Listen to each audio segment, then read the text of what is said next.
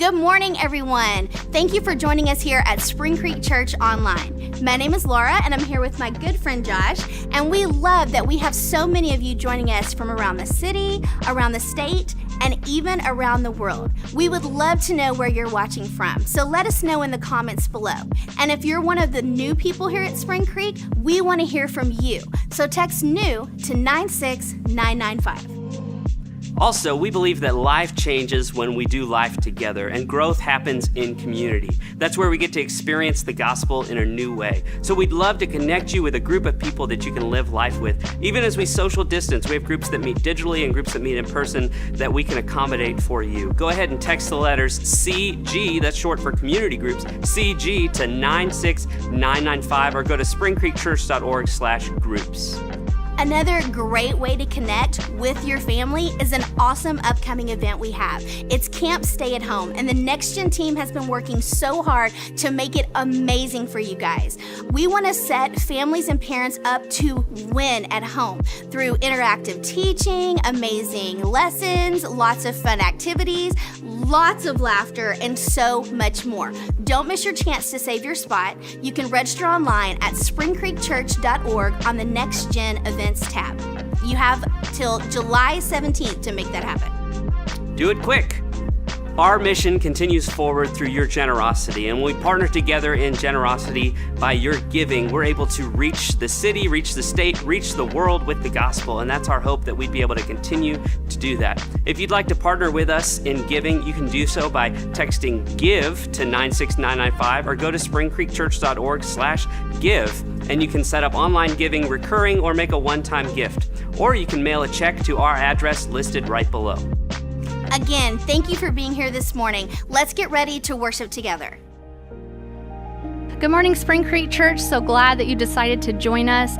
You know, we may not be able to see everything that God can see, but He is with us always. He is in everything. He is in us, and He will guide us. And so I just want to encourage you to just lay down where you are at this very moment and just choose to bring your sacrifice of worship to Him.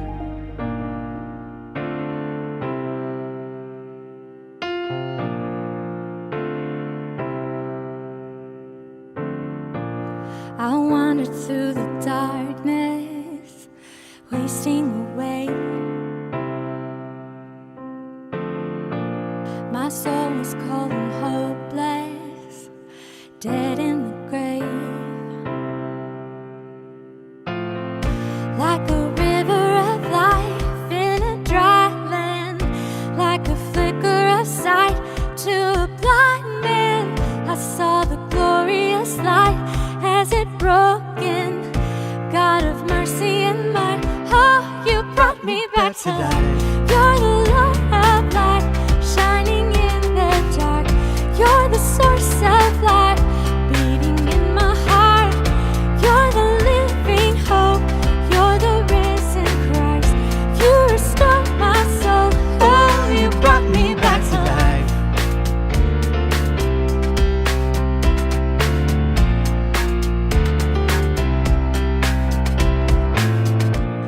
The brilliance of your glory awakens my soul. You give me grace and mercy, I give you control. Like a river of life in a dry land, like a flicker of sight to a blind man.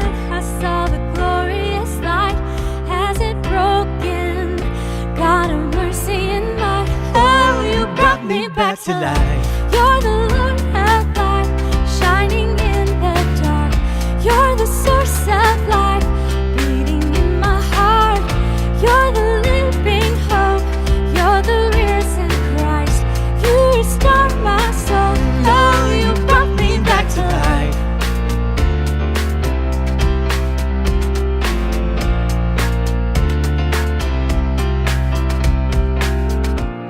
You are the resurrector, you conquered the grave. You pulled me from the water and free from my chains and risen to live.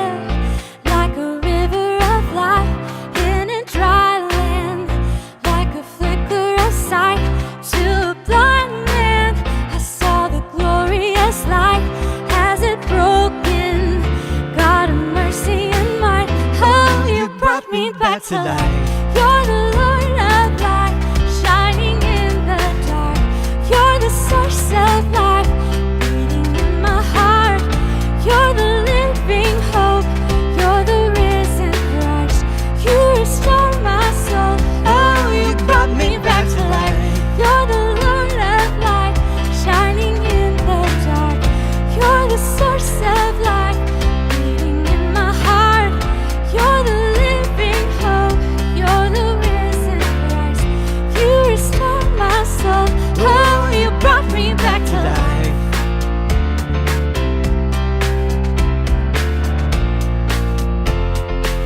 Oh, you brought me back to life.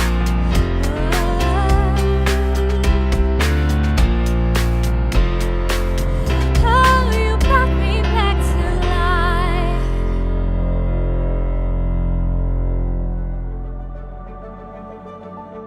It can truly feel like a sacrifice to dig deep within ourselves, no matter what is going on in our lives, and to worship God through praise and worship or just throughout the day. But if it's something that we can learn how to do continually, it will bear fruit in your life and God will meet you there. Hebrews 13 says, "Through Jesus, therefore, let us continually offer God a sacrifice of praise, the fruit of lips that openly profess His name. And do not forget to do good and share with others, for with such sacrifices God is pleased." This is also a sacrifice to just reach out to the people around us and to share with them and to give to them. And so today, during this next song, I just want to encourage you to dig deep, bring your sacrifice to God, and watch Him meet you there.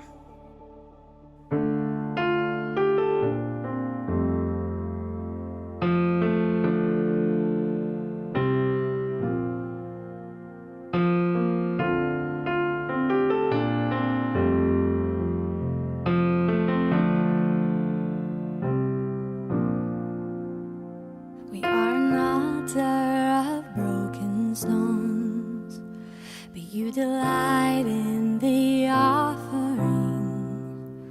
You have the heavens to call your home, but you abide in the songs we sing.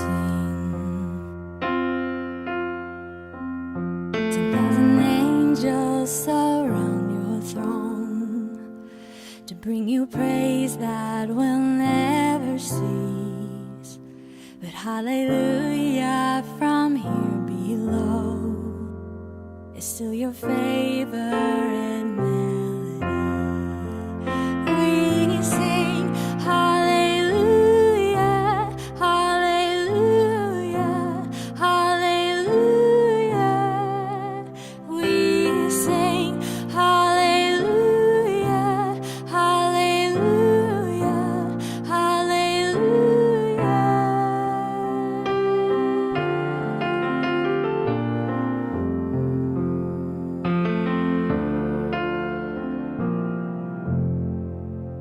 And should the fire that once burned bright become an ember my eyes can see, I will remember your sacrifice. I will abide in your love for me. We sing hallelujah, hallelujah, hallelujah.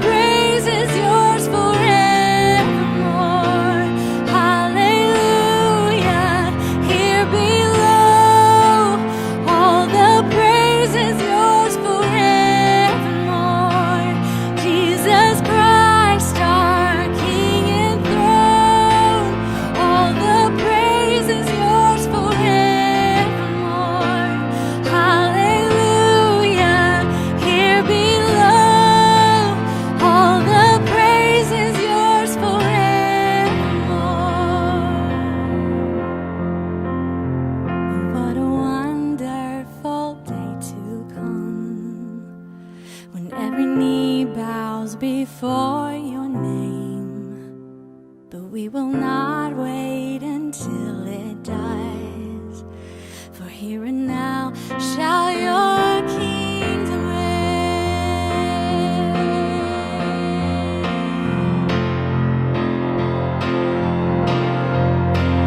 We sing hallelujah, hallelujah, hallelujah. We sing hallelujah, hallelujah, hallelujah. We sing hallelujah, hallelujah, hallelujah. We sing hallelujah, hallelujah,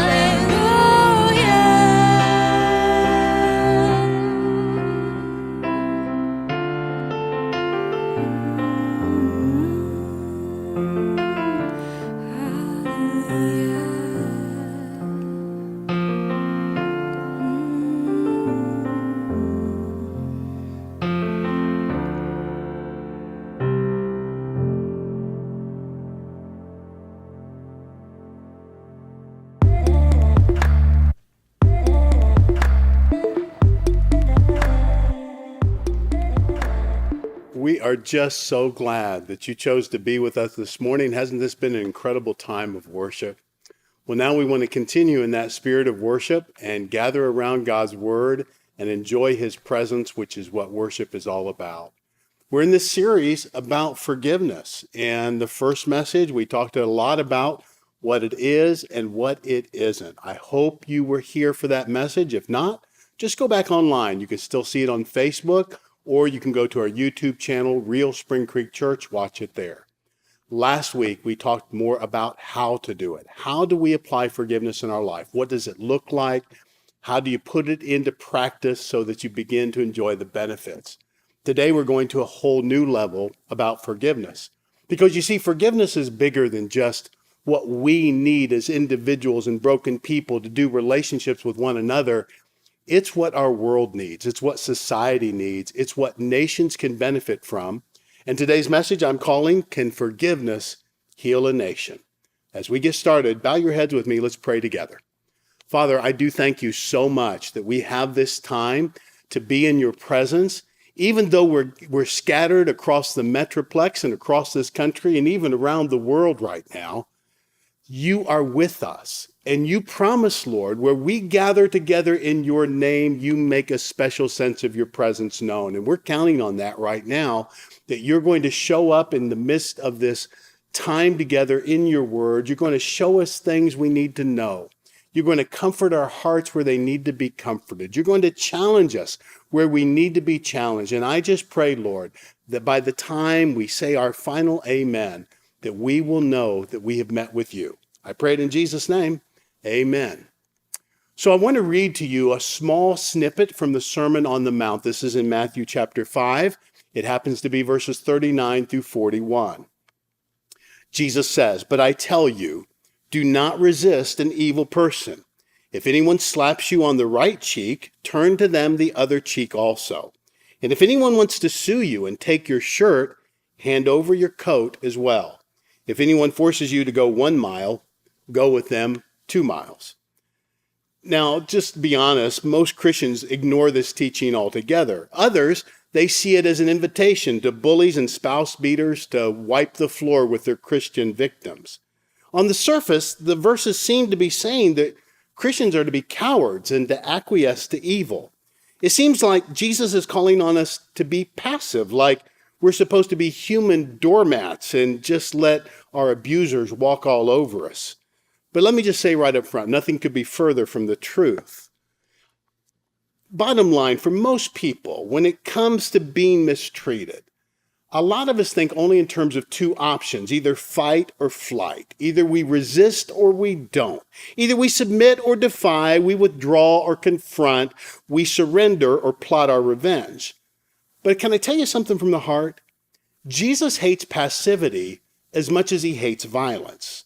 For Jesus, there's not just 2 choices, to either run away or return violence for violence. What Jesus is actually doing here is teaching us a third way. In fact, I'll even go you one further. We are called to be a third way people. The third way of Jesus involves standing your ground. It involves seizing the high moral ground. It means making or creating an alternative to the violence that you've experienced. It means breaking cycles of humiliation. It means asserting your human dignity. It means being willing to suffer rather than retaliate. It's about exposing injustice in the system.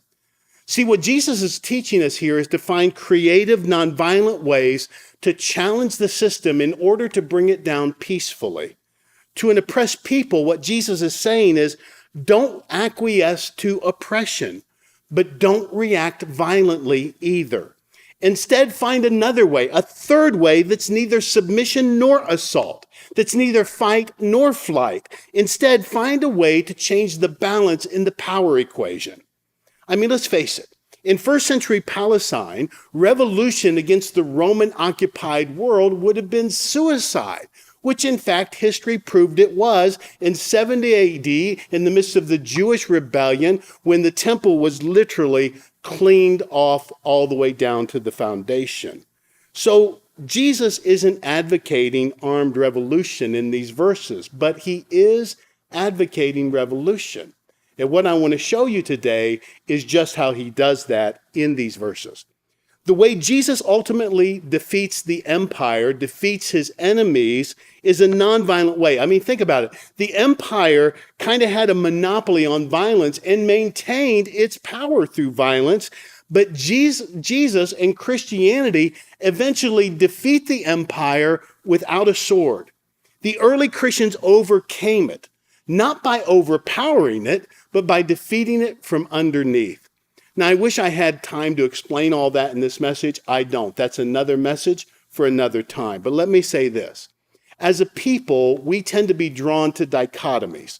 Most of the world is like this. So if you're like this, you're not that unusual. For most of us, things are either all good or all bad.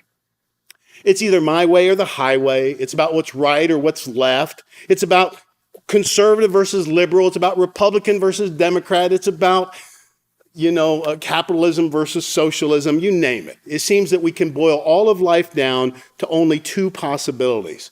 There's something about the human condition that we like to narrow all narratives down to one of two choices. Now, in order to do that, most times we oversimplify, we universalize our own personal experience, and we listen to spin doctors who feed us what we want to hear instead of listening to God who tells us what's true and right and real. So here's my question. What if neither polarity is actually right? What if you can't boil life down neatly into one of two choices? And what if by aligning ourselves with one or the other end of the political spectrum, we've actually compromised who we've called to be as advocates and champions of the third way? That maybe that what God has called us to be is to be above the system, not neck deep in it. What if we weren't made to fit neatly into any man-made system, and instead we're in the unique position to be advocates for the third way, a people committed to peace, to justice, and universal flourishing, a people that are committed to God and his ways. So what I want to do today is I want to spend some time right up front explaining to you this third way, what it looks like and what Jesus is teaching us in these verses. Then what I want to do is I want to show you how this has been applied on a national scale in a real life case scenario. The final thing I want us to do is think about God's solution to our problems, to our modern problems, by applying these truths. So the first thing we're going to do is learn from the Sermon on the Mount this truth: never let evildoers set the terms of our opposition. Now, the question we need to ask right up front, because this is a statement that was in the verses I read to you a moment ago, is this question: do we resist evil or not? Because on the surface, it seems that Jesus is saying we're supposed to not resist evil. Listen to what he said. Do not resist an evil person. But here's the deal. That word resist in the original language, in fact, this is not so much a mistranslation as it is an undertranslation. The Greek word here for resist is antistonai. It's actually a military term. And it means a lot more than just resistance. It means counter-aggression or to resist violently. So if you translate the word fully, it changes the entire meaning of the verse. A more literal rendering of the verse would be something like this: don't react violently against the one who is evil. You see, Jesus isn't saying don't resist evil. He's saying don't resist evil with violence. He's calling us to a new way of resisting. Besides, Jesus never encouraged submission to evil. You won't find that anywhere in his teaching or anywhere in his practice. Instead, he's warning us to not respond to evil in kind. He's saying, don't let the oppressor set the terms of your response. Don't mirror evil. It reminds me of what the Methodist scholar Dr. Walter Wink once said.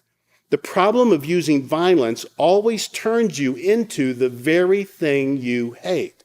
Or the really well-known biblical scholar N.T. Wright, the people of light are never more at risk than when they are lured into fighting the darkness with more darkness.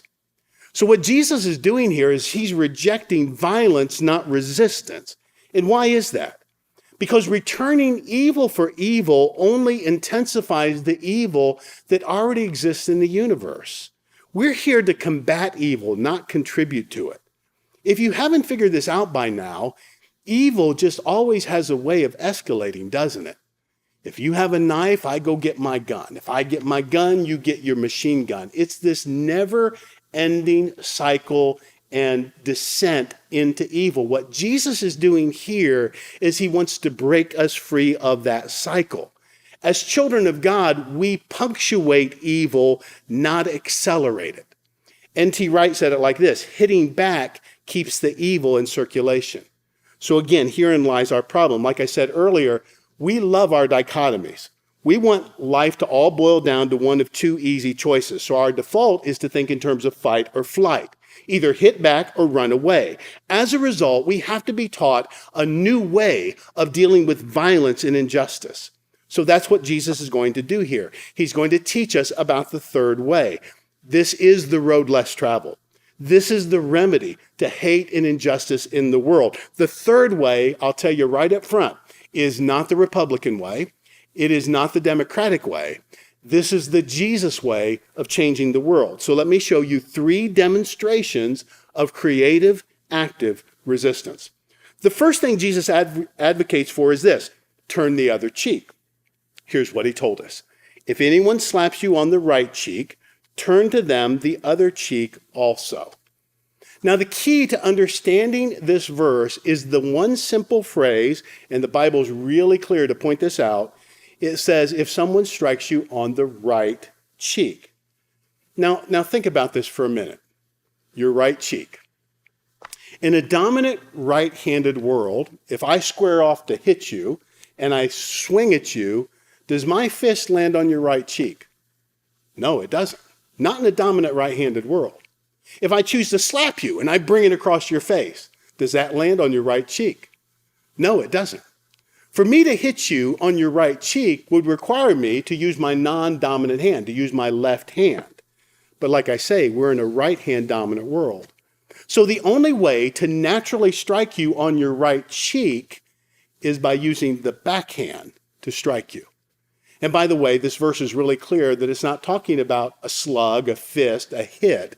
It says the word slap for a reason, because to strike you on your right cheek requires me to backhand strike you. What that means is Jesus is talking about an insult here, not a fist fight. Backhanding the right cheek is not intended to injure, but to humiliate. Now, this is where it's really important to understand some things about first century culture. Typically, you would never strike a peer like this because the fine was too high. It was too exorbitant. There's this ancient book, it's called the Mishnah, and the Mishnah is kind of a commentary or an interpretation of ancient Jewish law, and it tells us the various fines for striking a peer. For example, the first, if you struck someone with your fist, if I just haul off and I punch you, the fine for that is 4 zuz. A single zuz is a day's wages. So if I strike you with my fist, that's 4 days' wages you lose. If I slap you with the open hand, it's 200 zuz, 200 days' wages for a slap. But if I backhand slap you, if I slap you with the back of my hand, the penalty for that is 400 zuz, more than a year's wages. You think that doesn't make sense. Hitting you is a far worse injury than backhand slapping you. But again, you have to understand first century culture. First century culture is dominated by this shame-honor paradigm. In fact, it's still this way to this day. If I hit you, I treat you like an equal. To backhand slap you is to shame and humiliate you. Now, here's the deal. These damages were never paid if you backhand slapped an inferior. So this was the preferred way of chastising someone you consider to be an inferior. In their day, in their culture, in their understanding, this would be masters to slaves, husbands to wives, parents to children, rich to poor, and most importantly for our discussion right now, Romans to Jews. Now, none of that's right, and you know that's not right, but that was their understanding, and that's how they applied this law. Remember, the Jewish people at this time are a conquered people. The Romans oppressed and humiliated the Jews every day. So Jesus is talking about relationships where people believe they are unequal, where society has labeled some people as being inferior. So a backhand slap was an insult. The intention was not to injure, but to humiliate, to remind someone of their place. And if you were in a subordinate position, retaliation would have been suicidal. If you retaliated against the backhand slap, you would likely get beaten, and worse, if you did this to a Roman soldier, killed. The expected response would be cowering submission. You just had to take it. Now picture what Jesus just said. If someone has just backhanded slapped me to reinforce this stereotype, this distorted idea that society has out there that I am somehow inferior to the person who just slapped me. If they've just slapped me on my right cheek and now I turn the other cheek, I've just robbed them of the power to humiliate me again. Why? Because if I turn like this, now they can't do it. My nose is in the way. You cannot naturally strike the left cheek like this. Instead, you would have to strike me. But to strike me would be to treat me as an equal. And that's not going to happen. Because the whole point of backhanding me in the first place was to reinforce institutionalized inequality. So what's happened is the victim of the slap has just given notice. You can't and won't shame me. Jesus is saying if you're slapped on the cheek of inferiority, turn the cheek of equal dignity. It's the same as telling the person who demeans you to treat you like an equal because that's what you are. Turning the other cheek robs the oppressor of the power to humiliate you. So regardless of what you've been taught about this verse in the past, it's not about being a doormat, and it's definitely not about signing up to be somebody's punching bag. This is about standing up for yourself and your dignity. This is the Jesus way of issuing a challenge without returning violence for violence or stooping to the level of your oppressor. This is about making a statement. By turning the other cheek, the person of inferior status, they've refused to submit. They've seized the high moral ground. They've asserted his or her human dignity. In addition, they've thrown the superior off balance. Now remember who Jesus' audience is. And the three examples he's going to share with us, his audience are not the people who are striking, initiating lawsuits, or imposing forced labor. Jesus is speaking to the victims. If anyone strikes you, if anyone wants to sue you, if anyone forces you to go a mile, these are the people who are humiliated by oppressors. And Jesus is teaching them how to make a stand without returning evil for evil. That leads to a second form of creative, active resistance. Hand over your coat. Jesus goes on in Matthew 5:40, and if anyone wants to sue you and take your shirt, hand over your coat as well. Now, among the poor, which would have been the vast majority of Jesus' audience, there would only be two garments that were worn: their tunic and their cloak. In other words, an inner and an outer garment, their shirt and a coat. For a good number of people, that would be all they owned. So Jesus is now talking about a situation where someone is being sued for the very shirt off their back. So get this. This is not a robber trying to take something from you. This is someone who's taking you to court to sue you. You say, well, why would someone do this? Well, Israel, like so many societies, was one where there was deep, desperate poverty right alongside a rich class of people who were exploiting the desperation of the poor. This was not just happening in courts. This was happening with land and a lot of other things about first century culture. The man gets dragged into court because he owes a debt. He owes money, and he's most likely defaulted on a loan. Now, he might have been a farmer who, because of drought or pestilence, lost his crop that year. He could be a day laborer because of accident, illness, or injury. He's not able to do his job, so he defaults. There could be any number of reasons why he's defaulted on the loan, but there's no question he's defaulted on a loan. The point is, if someone is being sued for the shirt off their back, it's reasonable to say that person's not worth very much money. The creditor is going after their shirt because it's the only thing they have left. Friends, Jesus is addressing exploitation here. By the way, even our bankruptcy laws in this country are much more merciful to debtors than they were in the first century. So this is about someone who already has more than they need and yet is more than willing to take the very essentials from someone who has nothing. Now, don't get me wrong. It's fair for someone who's owed money to try to collect the debt, but it is stooping way too low to take the shirt off a man's back because that's the only thing they have of value that's left. So what Jesus is saying in this situation is give them your coat as well.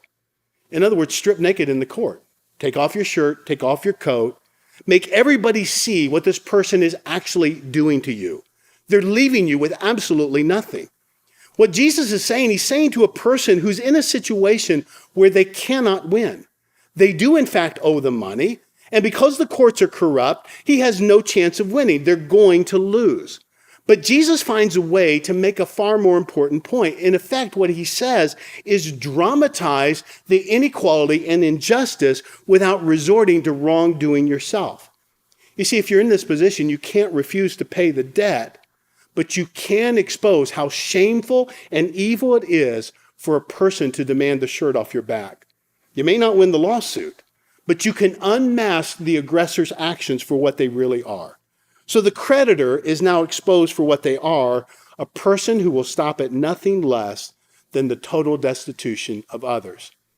This is a lot like what payday lenders do today. In addition, in exposing yourself, you expose a system that's corrupt, that would strip the poor of everything they have, but more importantly, of everything they need. And Jesus says, accept the law, but push it to its logical absurdity. The final creative form of active resistance is in going the extra mile. Of course, we hear this verse, if anyone forces you to go a mile, go with them 2 miles. This teaching is often used in a cliche way of extending yourself to help others, to give a little extra, to do more than what's expected. But to Jesus' audience, this would have landed in a far different way. You see, a Roman soldier, and there were literally thousands of them everywhere, could conscript and order a Jew to carry their belongings a distance of 1 mile and only 1 mile. It happened all the time, and the people despised this practice. The practice itself was called impressment. Any soldier had the right to turn any Jewish man or woman into a beast of burden to help them carry their packs weighing between 60 to 85 pounds. Now, the way the Jewish people saw this was aiding the enemy. Because not only are the Romans their conquerors, but now you're being forced to carry the very weapons and tools that are used to conquer you. They chafed at this practice of impressment.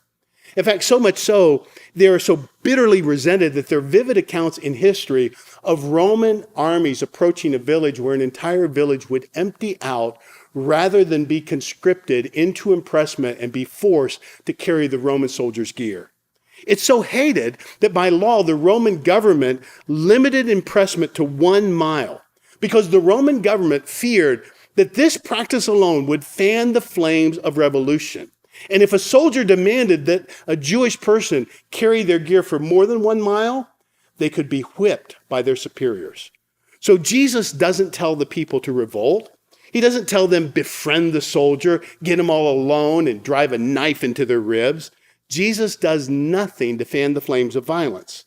So why does Jesus suggest that they not only comply, but go beyond that? The question here, just like in the other two examples, is how the oppressed can assert their human dignity in a situation where they cannot, at least for the time being, change it. I mean, let's face it, these are Caesar's rules, and the Jewish people have no say-so in that. So imagine what would happen if you were a Jewish person and you arrived at the mile marker and the soldier reaches for his pack and the civilian says, "Oh no, let me carry it another mile." Instantly, the soldier would be flooded with these questions. What is this Jew up to? Are they trying to imply something in this? Is it an intentional provocation? Are they trying to get me into trouble? Are they planning to report me to my commander? Are they going to file a complaint? And what would happen to this soldier if his commander found out what had happened, that a Jew had carried his pack for 2 miles? Do you think his commander would believe that the Jewish people who hated this practice so vehemently had actually voluntarily agreed to do this? I don't think so. More likely, that soldier would be whipped. And if he hadn't found out, the commander hadn't found out, that soldier is living with this fear constantly of, but what if he does? And imagine this scenario, if you will, if this starts happening all the time, all over the place, with Jewish people throughout Palestine, where they go beyond the mile, how much longer would soldiers put up with that before they realize this isn't worth it? These people are trying to get us into trouble, and quit asking Jews to do this altogether. N.T. Wright made the similar kind of comments in his commentary, where he says Roman soldiers had the right to force civilians to carry their equipment for 1 mile, but the law was quite strict. It forbade them to make someone go more than that. Turn the tables on them, advises Jesus. Don't fret and fume and plot revenge. Copy your generous God. Go a second mile and astonish the soldier and perhaps alarm him. What if his commanding officer found out? With the news that there's a different way to be human, a way which doesn't plot revenge, which doesn't join the armed resistance movement, but which wins God's way of victory over violence and injustice. You see, this is the perfect way of showing how wrong an action is without doing anything wrong. Without returning evil for evil or violence for violence, Jesus is finding ways to break the cycle of oppression without becoming like the oppressed. What Jesus is describing is the third way. Because in these scenarios, the oppressed have seized the initiative. They've taken back their power. The soldier's thrown off balance by being deprived of the typical Jewish response. He never has had to deal with a problem like this before. And if he's enjoyed feeling superior to his victims and to the vanquished, he's not going to enjoy that today. And imagine this scene of a Roman soldier pleading with a Jewish man or woman to give him back his pack.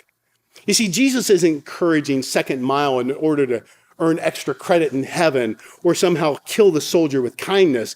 He's helping an oppressed people find a way to protest and neutralize an absolutely hated practice of the empire. In Jesus' day, like today, there were all kinds of people that imagined only 2 possible choices to all the injustice around them. There were people who sold out to the system, supported it, made friends with it, defended it. These were the Jewish leaders of his day. Then there were the zealots who sought to violently resist, to attempt to overthrow the system. And most everyone chose a side in that equation because they thought there were only 2 choices. And what Jesus does here is shows us a third way of not surrendering our values and not attempting insurrection. So let me briefly explain the third way in the healing of a nation, because you see, people have learned from Jesus over the years. And there are many examples of this. I'm giving you just one today, and it's about South Africa. In 1994, it was a significant year because it marked the ending of a national nightmare for the people of South Africa. It was the final nail in the coffin of apartheid. For years, the government of South Africa refused to acknowledge the rights of black people. Black people in South Africa had no voting rights. They were legally barred from certain jobs. They were not permitted to criticize their own government. They were forced to travel within the nation of their birth with a passport at all times to prove that they had permission to move about the country. And if that weren't bad enough, there was state-sponsored terrorism against blacks, awful atrocities done in the name of apartheid. that left a gaping wound in the hearts of all the victims of this systemic evil. Now, one of the most remarkable stories told about this country is the man who was elected president in 1994. His name is known all around the world today. It's Nelson Mandela. When he was 45 years old, Mandela was unjustly arrested and put into prison. 27 years of hard labor. It wasn't until 1990, at the age of 72, that he was finally released. Now, what do you think that would do to you? He lost 27 years of his life. He'd never have him back. When Mandela left prison, there were no words of hatred or revenge. Instead, he emerges from this dark and brutal time as the embodiment of love. No one could ever accuse Mandela of speaking glibly about forgiveness. No one could say that he knew nothing about suffering. While he was incarcerated on Robben Island, they had to literally work all day long, breaking huge boulders into tiny stones. Over the years, the glare off of the limestone quarry ruined his eyesight. Everything possible had been done to break this man's spirit and make him into a hate-filled human being. But Mandela emerged loving people. In fact, one of the first gestures of forgiveness 4 years later, when he was elected president of South Africa, he invited his white jailer to attend his inauguration as an honored guest.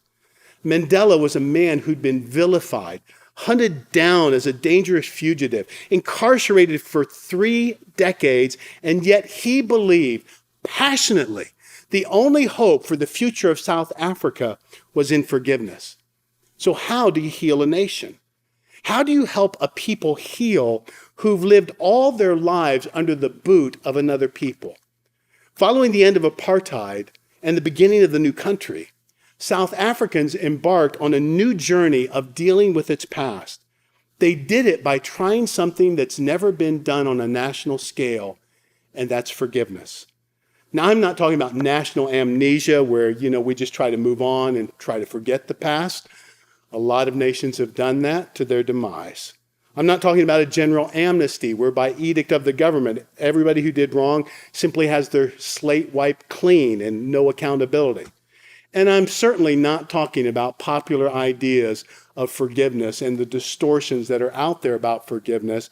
Instead, I'm talking biblical forgiveness here, the way we've been defining it in this series, because that's the definition that the South Africans used. Forgiveness means dealing with the past in such a way that the past becomes the past. Mandela established a tribunal that would help the nation forgive without forgetting. They called it the Truth and Reconciliation Commission. It was chaired by Archbishop Desmond Tutu. Now, I wish I had the time to explain fully what all happened. It's a fascinating read. It's a powerful story. I would strongly encourage you to get Desmond Tutu's book, No Future Without Forgiveness, because it describes the process in detail. But what the Truth and Reconciliation Commission did was offer amnesty to anybody who was willing to come forth publicly under the glare of television lights and make a full confession of their wrongdoing. Now, there was a time limit on this. There was only so much time that you could come and do this and participate in this. After that time, if you did not willingly confess, then they would use the full resources of law enforcement to go after those people who had committed atrocities in the name of apartheid and prosecute them to the full extent of the law. So this situation was really unique. White people had had powers for years. They'd also covered their tracks for years. And they were also in this position to destroy any and all evidence of their crimes. I mean, how could you prosecute people like that when the very information you need to prosecute them is within their power to get rid of? And how do you do that in an economy where just one trial would likely cost millions of dollars, when you're already dealing with the legacy of millions of people in squalor and mass poverty because of the years of apartheid? These were not easy choices to make. Now, by the time the commission finished its work in 1998, it had heard the testimony of 21,000 victims of apartheid. They'd spent 2.5 years listening to abusers ask for amnesty and forgiveness in front of their accusers. The stories that emerged were more terrifying than anyone had imagined. Does that mean the villains got off scot-free? Well, no, not at all. Many of those who came forward were at one time considered upstanding members of their community. And this was the first time that people in their community found out what these people were really like. Sometimes the first time families were finding out what their spouses were really like.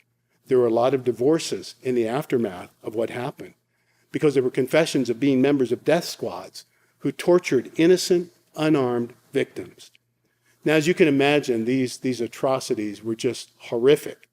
A policeman called Vanderbrook told about how he and his fellow officers shot an 18-year-old youth and then burned his body. 8 years later, they go back to the family and they take the father and force the wife to watch as they burn her husband alive. She was in court to hear that confession and was asked by the judge what she wanted. And she said she wanted Vanderbrook to go to the place where they burned her husband's body to gather up the ashes so that she could give her husband a proper burial. But then she said this, and I just have to read it to you. Mr. Vanderbrook took all of my family away from me, and I still have a lot of love to give. Twice a month, I would like for him to come to the ghetto and spend a day with me so I can be a mother to him. And I would like Vanderbrook to know that he's forgiven by God and that I forgive him too. And I would like to embrace him so he can know my forgiveness is real. They say spontaneously in that moment, the people in the courtroom began to sing Amazing Grace, but Vanderbrook didn't hear a word of it because he'd fainted at what the woman had said. The world cheapens forgiveness with the phrase forgive and forget, when nothing could be further from the truth. Desmond Tutu said it so well. On the contrary, it is important to remember so that we should not let such atrocities happen again. It means taking what happened seriously and not minimizing. It's drawing out the sting in the memory that threatens to poison our entire existence. Forgiveness means abandoning your right to pay back the perpetrator in his own coin, but it is a loss that liberates the victim. So people hear this and know about what happened in South Africa, and they say, but what about justice? Well, let me tell you something. Telling the truth is a form of justice. When someone harms another, wrongs are committed. But what makes those wrongs worse is when they're denied. One of the best ways to right a wrong is to tell the truth about the wrong. So the Truth and Reconciliation Commission helped to expose the real truth about what had happened in the name of apartheid. The truth helped to heal that nation. And that leads me to this final question. Could forgiveness heal what's troubling our nation right now? I mean, how do we separate ourselves from a culture that's obsessed with this idea that if you do something wrong to me, I'm going to do something worse to you? Tutu says that reconciliation requires a commitment to end this top dog, underdog cycle of retribution. I mean, think about it. How many times has the top dog in history been somehow subverted and brought to an underdog position? And when the underdog seizes power, they then just perpetuate the same kind of structural evil that the former top dogs did. And all that does is set up this cycle of retributive justice so that a person or a country remains stuck, locked in a state of animosity and very, very sick. Christ's followers have been shown a different way, a better way, the third way. The Bible entrusts us as the kids of God with a very special ministry. It's described in 2 Corinthians 5:19. He has committed to us the ministry of reconciliation. As Tutu once said, to work for reconciliation is to want to realize God's dream for humanity. This is why we betray our faith every time we get involved in this partisan, hateful rhetoric that only divides people and does not bring people together. Every time we practice our politics above the kingdom, we betray the very kingdom to which we've sworn an allegiance, because what God is calling us to is to be ministers of reconciliation, to be a part of the solution, not a part of the problem, to be good listeners, to enter as Christ did into a broken world so that he could redeem it from the inside out. You know, in a world with so much pain, so much hatred, so much animosity between the races, tribes, clans, and nations, people ask, is forgiveness realistic? And what South Africa taught us is if it could happen there, it could happen anywhere. Because that national forgiveness was inspired by the Jesus way of changing the world. So much so that, in Rwanda, the Hutu extremists had killed nearly 1 million Tutsis. And after years of fighting between the Tutsis and the Hutus in Rwanda, it left that country with 100,000 people crammed into 19 prisons for genocide in a country that's smaller than the state of Maryland. Rwanda has actively engaged in this process of national forgiveness, has set up a Truth and Reconciliation Commission. They copied the success of South Africa. There's a major movement going on in Northern Ireland.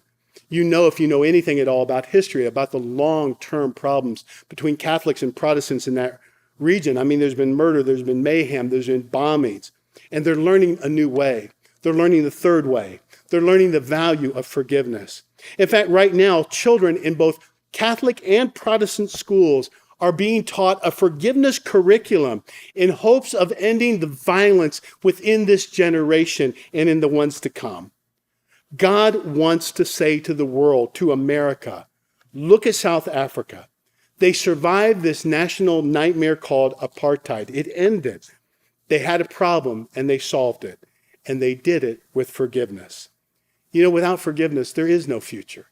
There's no future between us as people in our relationships. There's no future for our nations. I love the writings and the sermons of Dr. King. I think I've read nearly everything. But a couple weeks ago, I came across a sermon. It actually looks like a snippet of a sermon, maybe 10 minutes. I don't know if it was a devotional thought somewhere or what. But there was a quote at the end of the sermon I've never seen anywhere, never heard quoted anywhere, but it's powerful and prophetic. Listen to what Dr. King said. Forgiveness is a process of life and the Christian weapon of social redemption. We're to go out with a spirit of forgiveness, heal the hurts, right the wrongs, and change society with forgiveness. Of course, we don't think this is practical. This is the solution of the race problem. Maybe our problems as a nation are not going to get fixed unless and until we fall on our knees before God and get back to his wisdom and reject the extremism on the right and the left and choose Jesus' third way of changing the world. The truth is that forgiveness works. Forgiveness can set us free, but forgiveness is based on truth-telling. What if God's people, instead of joining up with the right and the left and blending our voices with them so that they're absolutely non-distinctive in a world filled with hate and turmoil, what if we became champions of the kingdom of God? What if we were champions of God's way? What if we were the ones suggesting a national conversation about what's happened in our country over the many years, of quit covering it up in our textbooks, about telling the truth about what happened, of owning what has happened, of being honest about what is happening, about ceasing to engage in the denialism and instead speak the truth so that the truth could be forgiven and we could move on with a brand new future instead of trying to pretend like it never existed? What if God's people acted like God's people? What if we were really Jesus followers? I don't know about you, but I am fed up to here with what I see in my news feed, with what I see on the evening news, with what I hear so much in culture, because I cannot align myself with any of these man-made systems. I can't be a Republican. I can't be a Democrat. I can't be a libertarian. I can't be a socialist. There's good in all those parties. I get that, but there's evil in them too. I'm called to something higher than that. I'm called to the kingdom of God. And what Jesus is telling us in this passage, in the Sermon on the Mount, is we're called to live and to be a different kind of people in this world. A people who can be real difference makers because we can see the truth and honor the truth, believe the truth will set us free, and we can forgive the scars of our past and move on into a bright and glorious future. I don't know about you, but I'm going to be a champion of the third way. I'm going to be a champion of Jesus' way. And I hope that you'll join me in this prayer of commitment to do just that. Let's pray. Father, I ask right now that you would have your way. That, Lord, before that we would be a Republican or a Democrat or any other man-made label, that we would say we are kingdom kids first and foremost, That the lens through which we will see the world is not through a partisan political lens, but instead through the lens of your truth and your word. That God, I would be a champion of what is real and right and true. I would be a champion of people that believes, God, that we all should be given this opportunity to flourish. And if flourishing has not happened, that we find creative ways that are not aligned with the right or the left, but are aligned with your heart, your way of changing the world. This is not going to be easy in a society where we're bombarded constantly by propaganda and spin doctors who want to feed into us that just only fuels our fear.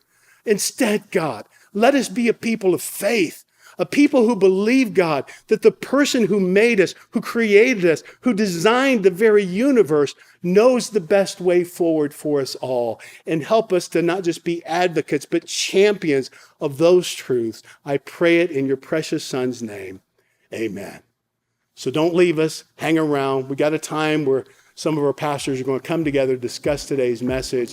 Thanks so much for being with us. God bless you all.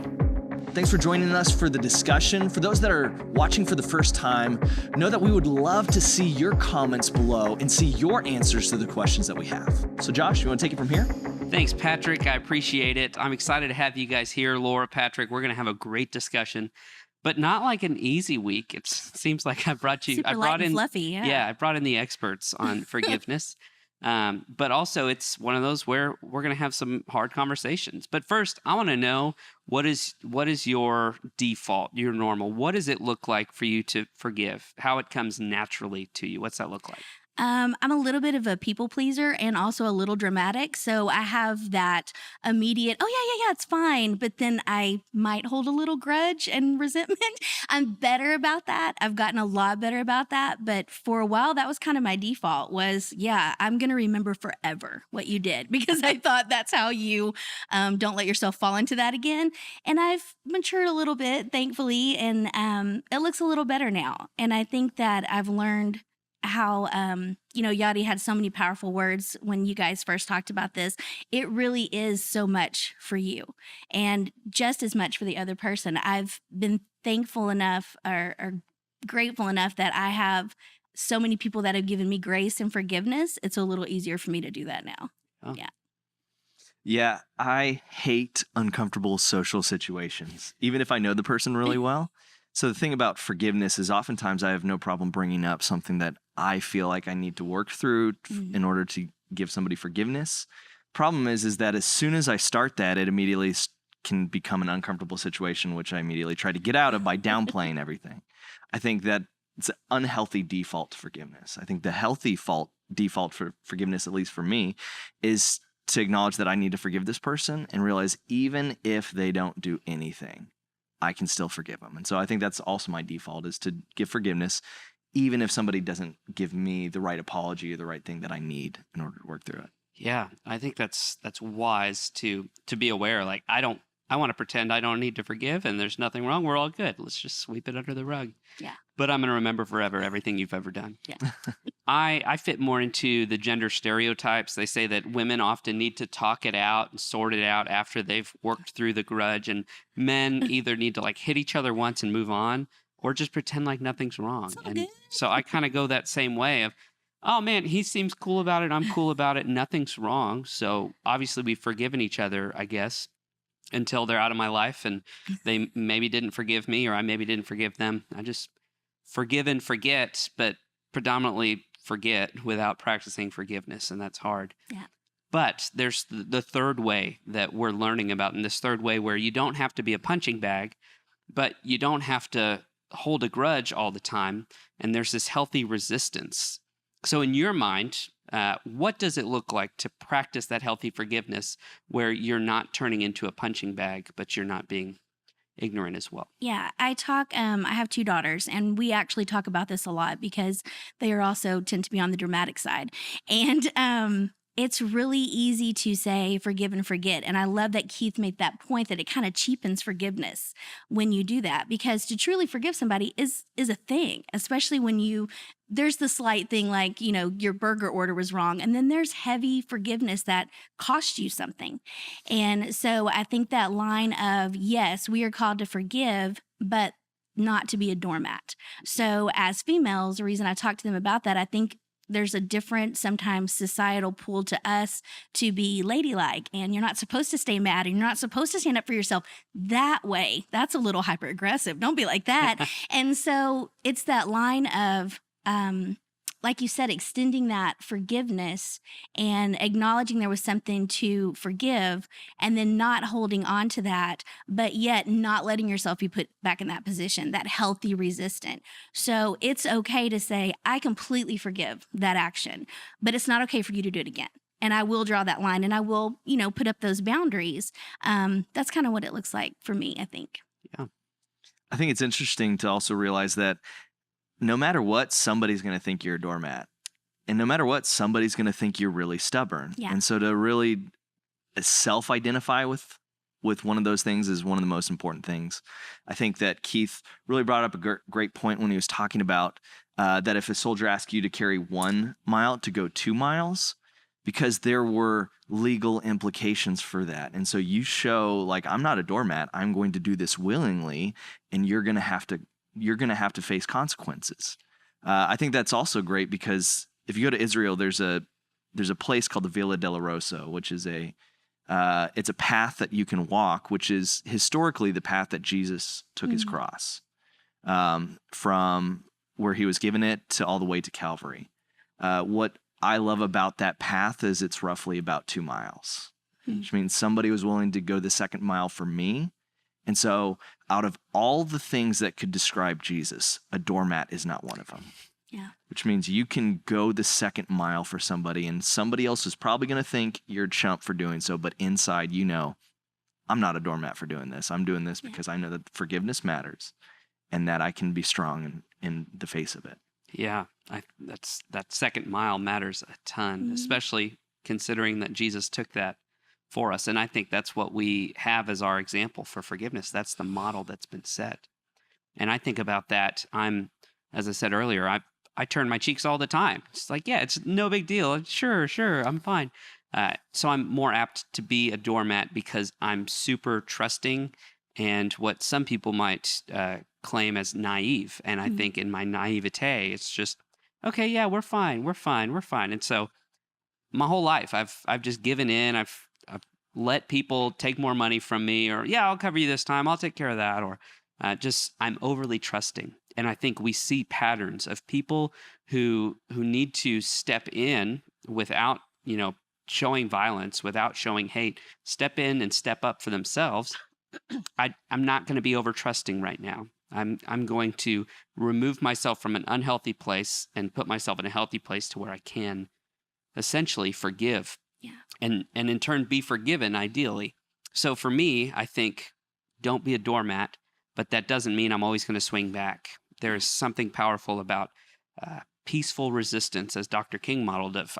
We're going to do this to show that we're not just sitting down. We're not going down without a fight. That's good. But our fight isn't going to look like the thing that we hate. Yeah. And oftentimes we do the thing we hate. We become the thing we hate by doing the thing we hate against the people that hate us. Yeah. And that's just cyclical. Well, I love that point that you make. It's not passive. When you go that extra mile, you're not being passive in your forgiveness. And I love that taking that power back image. It's good. Well, and forgiveness can heal a nation, as we saw with South Africa and apartheid. Yeah. Our nation needs some healing. What does that look like when you think forgiveness can heal a nation? What is the opportunity for us here? Yeah. So for me, good old social media and just kind of seeing good people that I have a lot of respect for, who I think are just having a hard time coming to terms with what some people are struggling with, right? On the opposite sides. I hate to say sides, but it does feel like that. So I think for me, I look at it and think we need to get rid of the big but. And that sounds funny, but what I mean is when you qualify when you qualify your apology. So yes, slavery was horrible, but it was a long time ago. Of course there's racism, but I'm not. Yeah, I believe that there's bad cops, but not all of them are. Just anytime you have a but to your acknowledgement of something, I think you're belittling someone else's feelings.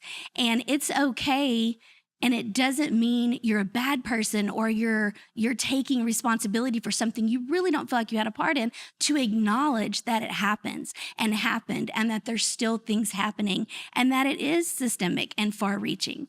Just get rid of the but. Say, I'm sorry. Say, I understand. And we've talked so much about finding someone different than you. Amazing conversations are there to be had. And yeah, sometimes you may need to apologize for something you had no active part in, so that person feels safe having those conversations with you. That's what that looks like to me. Get rid of the butt. I honestly couldn't say it any better. So we'll just go with your answer. But I think you said it well, because if somebody's trying to apologize to me and the second they add the but, I feel like they're immediately defensive. Yeah.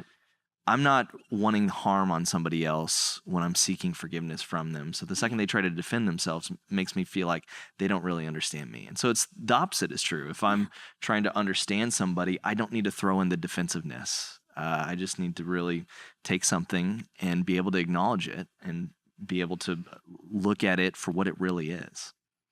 And I think the powerful thing in forgiveness is when someone can realize they're wrong. Yeah. But it's not always a necessary step in forgiveness. I can forgive someone before they even know how wrong they are. But I think for us as a nation, we need to begin to realize wrongs. And we're getting so close to intense election primary or beyond primary season into a big election. So we have a lot of political divisiveness in our country that is revealing at its root, there's brokenness on every side of the aisle. It's not just two sides, but several sides. And no one's willing to say, well, we might have been wrong here, or we might have been off here. We're all too proud to say that. When we look at the race problem, I love the quote that Keith shared about Dr. King. He said, we don't think this is practical, but we're going to lead out in forgiveness. This will bring healing. This will solve the race problem. Yeah. And that's when we lead out with forgiveness. And again, I recognize we are 3 Caucasian people, and we don't always get to have the voice because it's not our conversation to have, but we can lean in and say, we can own our portion of the problem. We can seek forgiveness, which there's not a lot of forgiveness seeking happening. And I think that would probably heal our nation a lot further if we'd remove the but and say, okay, we can all agree there are different sides and different stories and subtexts and all this, but we know the problem is a problem. If we removed all the buts and just said, here's the problem, don't try to qualify it. Just know it's a problem. Yeah. We could all agree, that's a problem and it needs to be solved. Please forgive me. Yeah. And in order for you to forgive me, we probably have to build some trust. For us to build trust, we probably have to spend some time together to understand each other so we can begin to empathize. Yep. So I hope we can do that. And I'd love to see what that looks like. We're seeing bits and pieces of it play out right now as we're still responding to the most recent racial incident. I think we're seeing a little bit of an uprising of forgiveness and healing. And I hope that continues for our nation and for the church and for God's people to participate in forgiveness to ultimately heal our nation. And I love that it's kind of the younger generation that's leading that. Yes. I know they get called snowflakes, but they're having those conversations. They're putting themselves in other people's shoes better than some of us are at times. And I love that. I see that in my daughters. I see that in our students here. I see that in the 20-somethings that I have the honor to be, buddies with. And it encourages me that we're moving the right direction. And so if we can jump on that bandwagon with them and take some of the wisdom we have and get behind their just selflessness of just being able to be wrong and listen, I think there's good stuff coming. Yeah, and I think it's much more than a trendy issue too. Yeah. It's something where we're saying this isn't just on trend. Change. We really do care, and we want to see unity here. While unity is trending, we want it to be more of a foundational core of who we are. So Patrick, Laura, thank you for the discussion. I look forward to reading the comments as people engage with this and hearing from our community group hosts about the conversation that others are having, because I think this is vital. Forgiveness is core to our faith. So let's keep practicing it. Yeah. Thank you, guys. Awesome. All right. Thank you. Thanks for being here.